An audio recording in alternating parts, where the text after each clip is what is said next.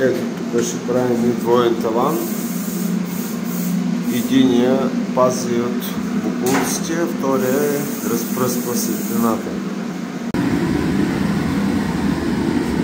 Първо слагаме прозрачно платно да задържа боклуците и след това е транслюцит.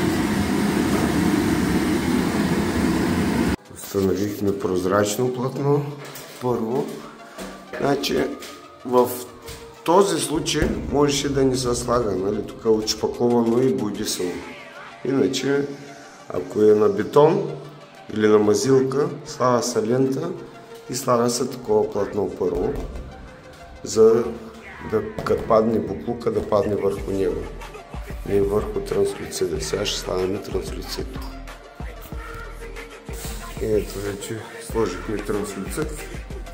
И така изглежда банята. Много добре свети. Идеално светлината и чудесно.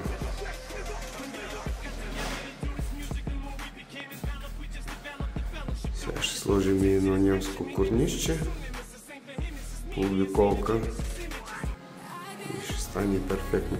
Ние гуми не слагаме.